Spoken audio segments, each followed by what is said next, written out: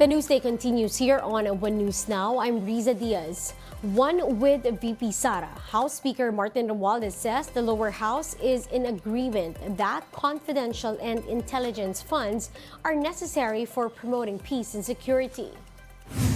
This is in response to a remark by the Vice President that those opposing confidential funds are also against peace.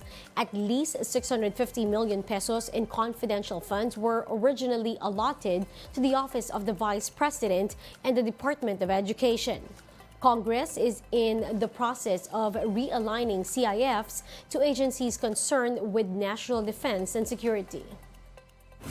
With respect to the confidential funds, we are all for the confidential funds, and we are all for peace, no, and or security, no, and we would like to make sure that the confidential and intelligence funds are most properly utilized, no, and by agencies and departments that are best suited.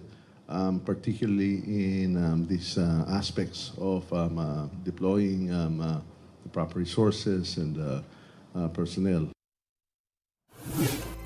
Experts and other lawmakers also reacted to Vice President Sara's remark on confidential funds.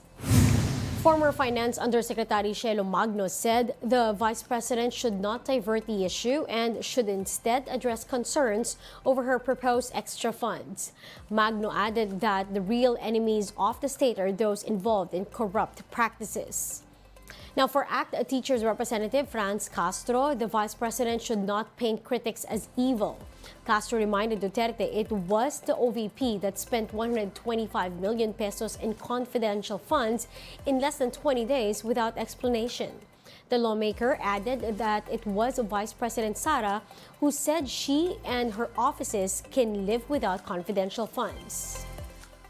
Now, another minority member, Albay Representative Ed Silagman, said that schools are temples of knowledge and not arenas of surveillance. Duterte is also the chief of the Education Department. Now, for his part, Kabataan Party List Representative Raul Manuel said that those questioning confidential funds are not enemies of the state. Manuel told the big story that civilian offices should steer clear of security concerns.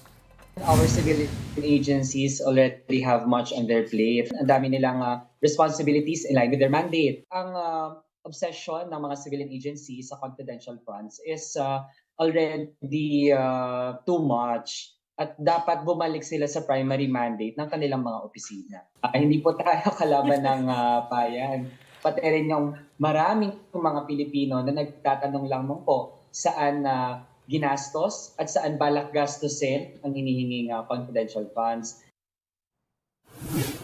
We'll be back with more stories after the break. Keep it here on One News.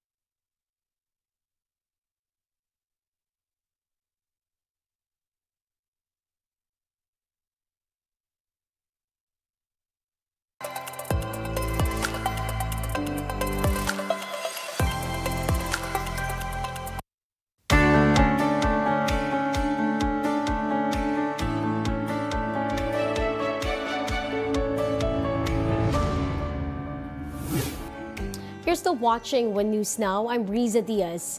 A United Nations report showed that about 20,000 children on average were forced from their homes every day between 2016 and 2021 due to the impact of extreme weather worsened by climate change. The details in this report by the Associated Press.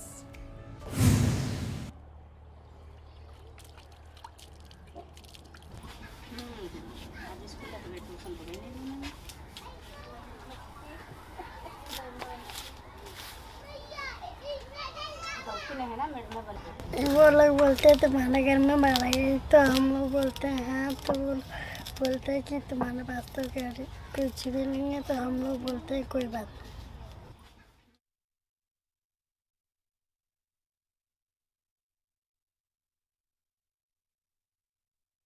While the findings in this report take into account current climate scenarios, so it doesn't include climate change projections, so it's really showing this is the bare minimum we can expect if the climate change stays as it is now. But we know in reality that it is increasing the severity, the frequency of these disasters, so the number of child displacements is likely to be far greater in the future.